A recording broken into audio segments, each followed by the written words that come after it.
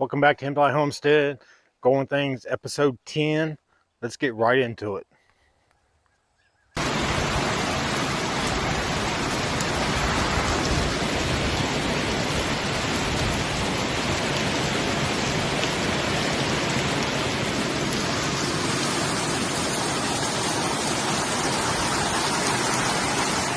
Here we are in what was supposed to be the competition patch. Nice big sunflowers going on. I'm starting to get some blooms up here. Planted all these way too close together. I didn't realize they were going to get as mammoth as they were. And that's okay though. We'll get seeds off of these and we'll do them right next year. But pretty happy with that. It's one of the few things I'm happy with around here. So you'll notice in the competition plant patch, where's the competition pumpkins at? All right, more problems in the competition patch. This is where the 1152 Caspers was, and here's the what's left of the root for that. And I'm going to show you. Important lesson I learned from this right up here is I walked by this every day and looked at it, and this is what it looked like. And an important lesson I learned is you can't do a drive-by. You gotta touch them and feel them and see how they're doing. This is what the bottom of that looked like. So it was game over. I cut it off here.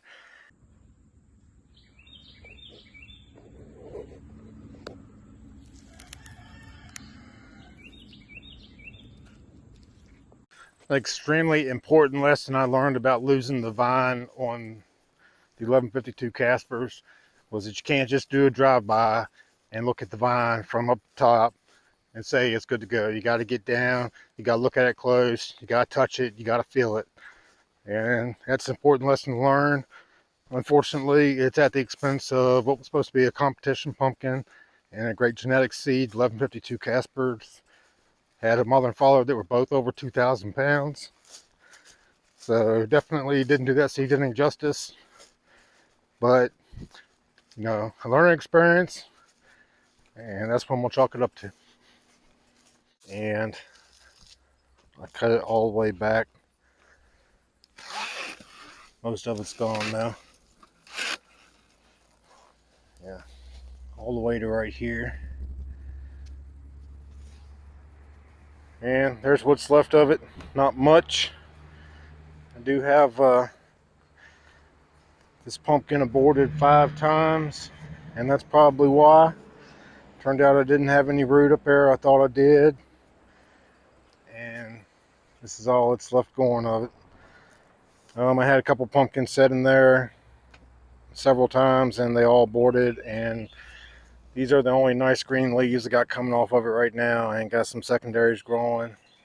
And I'm still going to try and push a pumpkin off of this, but it obviously won't grow to be all that much. This one right here pollinated yesterday, and I'm running out of male flowers, and I'm running out of female opportunities on it. So again, won't get much for it. It doesn't have hardly any rooting in the ground except for back here. It's about 10 feet of vine, and we'll talk about how all this happened here in a minute too. So Richie Burdett gave me all these giant pumpkin seeds. Richie, I'm definitely not doing these things any justice, but if I can put a positive spin on it, I have learned a lot. I've learned a lot of things to watch out for, and learned how to repair some things that ended up biting me. You know, a lot of it was grower mistakes, but I would say about 50% of it were things totally out of my control. And so what we see right here, this is a secondary off of the 1152 Caspers, and I cut the vine all the way back where I showed you the stump right here, and I cut a good 10 feet out of it probably, trying to get the good healthy vine. And this secondary right here is the only secondary that survived the early onslaught of trauma this plant went through. And I was going to try and push a pumpkin off of it, and here's what it looks like now. So a little bit of bug trouble on it, but I was fighting the bugs, and I was going to try and take it around there. It had all kinds of tertiaries growing off of it that I was trying to place for secondaries. It was going to be ugly, and it was going to be all over the place, but I was going to try and use it as a learning tool and try and keep it going and get a pumpkin on it. Again, wouldn't have been much of a pumpkin, but you can see what it looks like now. And this is just from a torrential downpour that came yesterday.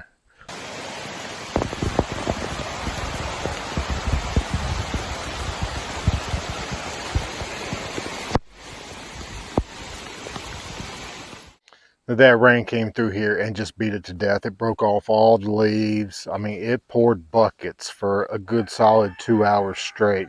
I had more water running all over the property than I've seen here since Hurricane Ida pushed through here about a year ago. The creek's been bone dry, and it's got water in it right now, or the next day from that storm. And if I'd known that that was going to happen, I would have taken this blue canopy and put it over top of this to protect it. But the weatherman said that the storms coming through yesterday weren't going to be as bad as the ones we've seen the last 7 to 8 days, and it was by far the worst one of them all. And my field pumpkin patch over there had rivers running right through the middle of it, water running all through the property, all through here, went down in the barn, all the way through the barn and into the creek. It was just ridiculous. And beat this thing down. The vine still looks good, but it's got no leaves left on it. Storm just beat them down and broke them all off. And I don't know if it's going to make it now. It's not grown any. You can see over here where I put these stakes in trying to keep it down on the ground, and it hasn't grown past that at all in about 3 days. So disappointing. And I am getting there. I'm not going to give up on this. I'm going to figure out how to grow these, and you know, all we can hope for is that next year will be better and we do some things different next time. I've already thinking through my head of some different things I want to do next year. And I mean, it is what it is. Field pumpkin patch is not doing that great either. It's suffered from lack of water, and now it's getting way too much water. And it's doing worse than it's ever done. And you know, I've been growing field pumpkins here for ever since we've been up here for about 5 years now. Those would have been 5th generation seeds, and I do have a few pumpkins over there, but nothing like we're used to. We're used to harvesting in the 80 to 90, 100 pumpkin range every year, and we're not even close to that this year. So that's disappointing too. Like I said, I am going to figure this out. I love a challenge, and I do not like to accept defeat. So we will use this year for big learning. At the end of the season, I'll do a video and recap some of the things that I learned and some things to watch out for.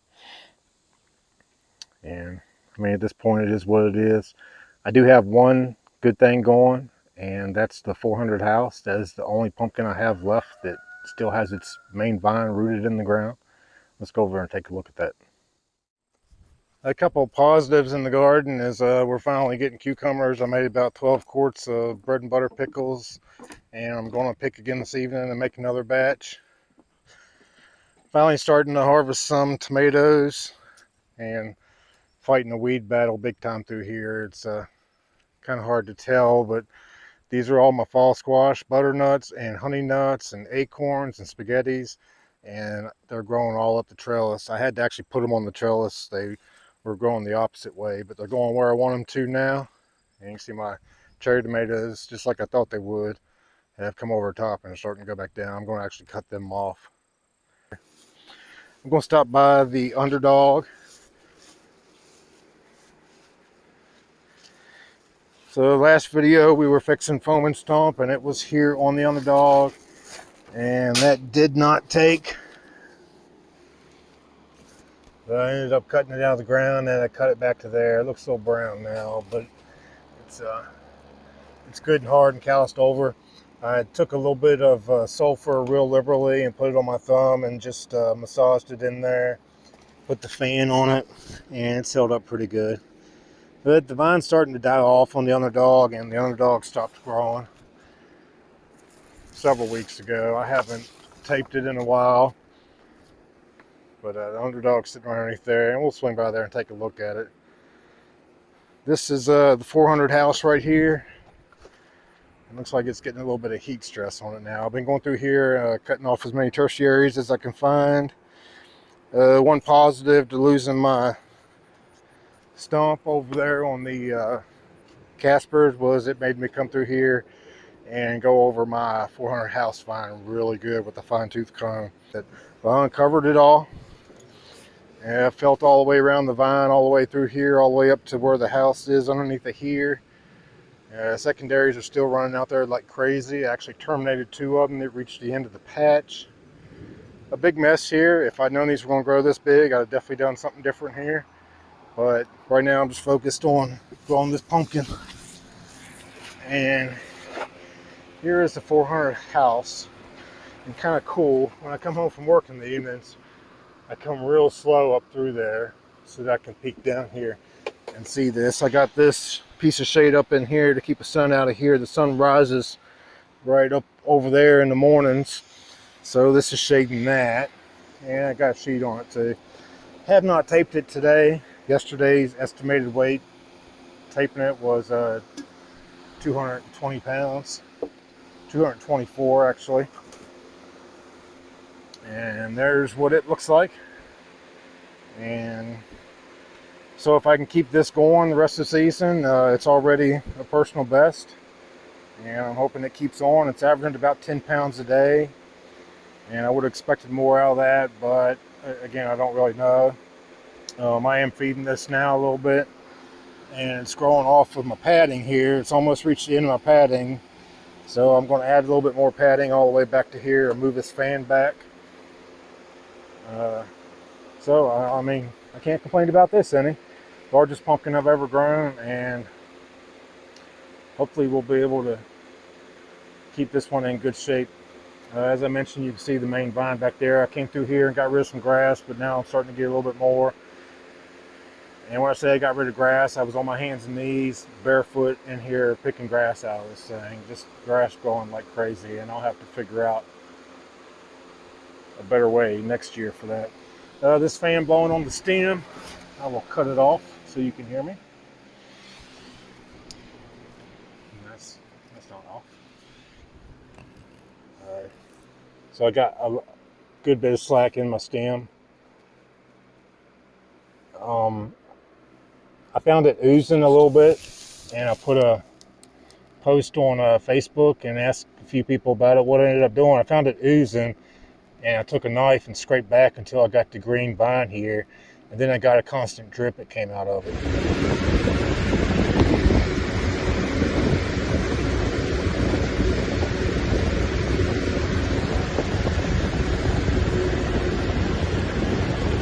So again, I put some sulfur on my finger and just massaged it in the hole there, and put this fan on it, and that seemed to take care of it.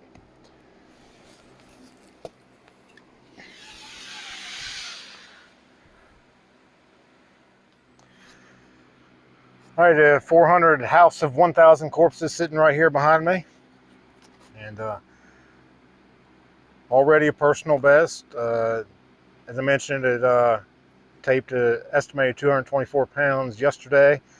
I'm getting ready to go out of town on a 4.5 day golf trip with my son and see my grandkids in North Carolina. So I won't see it. I'm not going to tape it today. I might tape it tomorrow, but day after that I'll be leaving, and I think I'm just going to let it ride and be super excited about it when I slowly pull down in front of it Sunday evening when I get home and hop in there. This is, let me look at my watch here real quick. 38 days old. Turns 38 days old today. And nothing to write home about, but sophomore grower, made lots of growing mistakes, and it's got a multi-100 pound pumpkin sitting right here beside me. So that's definitely a big plus, and I'm super thrilled about that. My Hematite Homestead YouTube turns a year old like 2 weeks ago. So thanks everybody for watching. Make sure you hit that subscribe button, share my videos with all your friends, and don't forget to look for Hematite Homestead on Facebook, Instagram, and TikTok. So hit that subscribe button. Thanks a lot for watching, and we will see you after the golf trip with hopefully some good gains here.